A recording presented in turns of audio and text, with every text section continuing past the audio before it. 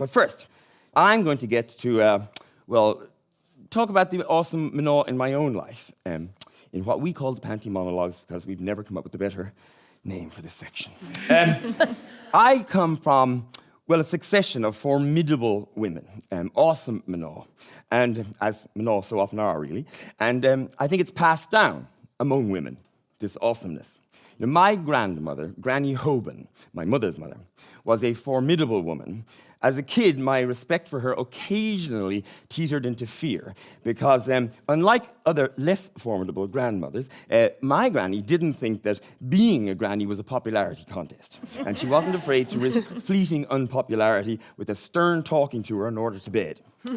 She lived frugally in a small red brick terrace in Dolphin's Bar that she shared with a succession of student lodgers who no doubt knew their place. But when she stepped off the train in County Mayo, it wasn't hard to spot her. Well, you don't see anybody else on the platform in Claremorris in a fur coat. How old that fur coat was and how long it had been since someone could afford to buy her a fur coat, well, that's none of your bloody business. And that is the thing about a fur coat. If you look after it with great care and attention, it's almost impossible to tell if it was bought last week or before the war. They had spent the war in England, my Granny Hoban and my mammy. Grandpa Hoban was a vet, a professional. Well, of course he was. You'd hardly expect a woman like Granny Hoban, a woman who owns her own fur coat, to marry someone without an education, would you? Granny Hoban was a firm believer in education. They had settled in England, in Shropshire, and in fairly quick succession, Granny had 4 children, first 2 boys, then 2 girls, my own mammy being the 3rd child. And then Granny Hoban's lovely vet, he went and got TB and died. The Egypt. Leaving her alone in wartime Britain, an Irish single mother with 4 young kids and a fur coat.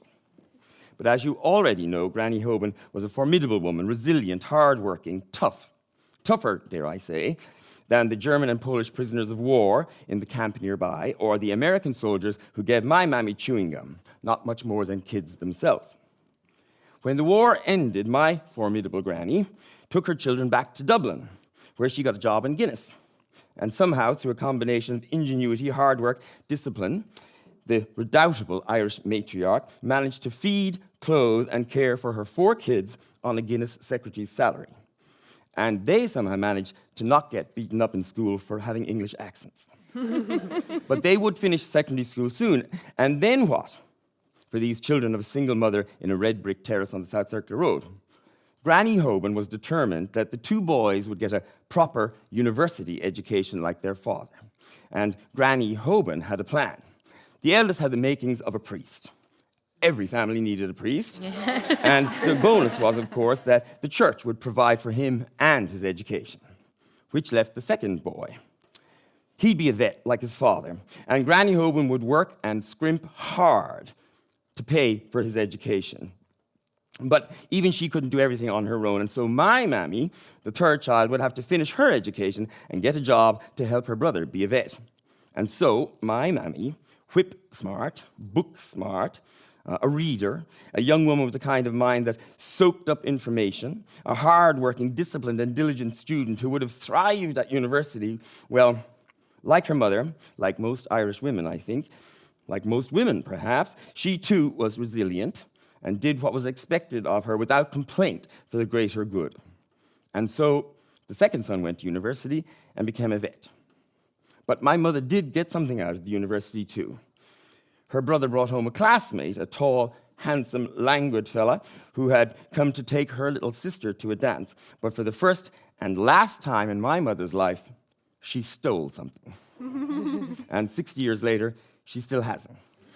And her crosswords and Sudoku and a bedside table piled high with books. So, you see, I come from a line of truly awesome women, and I've gotten to know plenty more too. I was a teenage college student living in a mouldy basement flat in Dunleary when my friend came to stay with me for a little while, back when we were not much more than kids ourselves, me and my awesome friend.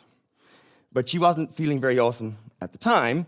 She felt terrified and alone and pregnant. It was 1987, and her father wasn't the kind of man a teenage daughter could tell she was pregnant in Ireland in 1987. So she did the sensible thing and didn't tell him. Instead, she found an excuse to leave and ended up for a while in a dank, mouldy basement apartment with a friend, a boy who felt useless, a boy who wasn't a formidable woman with resilience and a plan and her own fur coat. But my friend wasn't useless. She was resilient, and she found a way out. The only way out, as far as we could see, was the only way for a penniless, pregnant Irish teenager in 1987. And like all the formidable women that came before her, she did what she had to do without complaint. We took a noisy, diesel-smelling bus, hardly speaking a word to each other, well, what was it to say anyway, to a village that we had never heard of before in County Meath, and asked the first person we found for directions, which were given without looking at us. It was a big grey stone house outside the village, surrounded by fields and quiet, round sheep. The door was answered by a nun, a friendly nun who smiled and made small talk and pretended that this wasn't awkward and weird and scary, and led us down a corridor where we caught glimpses of more quiet, round sheep, except they weren't sheep. They were girls, and they were all different sizes of round, and they had fathers and brothers in towns and villages you couldn't tell you were pregnant in 1987. And a short while later, I left her there. I visited her. I got the smelly bus again. She was rounder. She'd made friends with some of the other girls, but they didn't stay long, and they wouldn't stay in touch afterwards. Why would they? The nuns were nice. The food was grand. She had rice yesterday. The other girls were nice. More than nice, they were awesome, even if they didn't know it or feel it yet. We didn't have a phone in the mouldy basement flat, but I did get a message, and so I called her from a phone box. She had a baby, a boy. She told me how much he weighed, and I can tell from the way that she said it that I was supposed to be impressed by how big he was, and so I said, wow. She had him for a day. Maybe it was more or less. I can't really remember. And then they brought her some papers to sign, and they took him away. Apparently, he was going to a very nice couple, professionals. They sent her a picture once. The nuns, I mean. The nuns sent her a picture once. It was a long time ago, and in all the years, we've hardly ever mentioned it since. Well, why would we anyway? And we don't see much of each other these days anyway. We have different lives. And she has her own family now, and she is still my friend. She's still awesome. Sorry.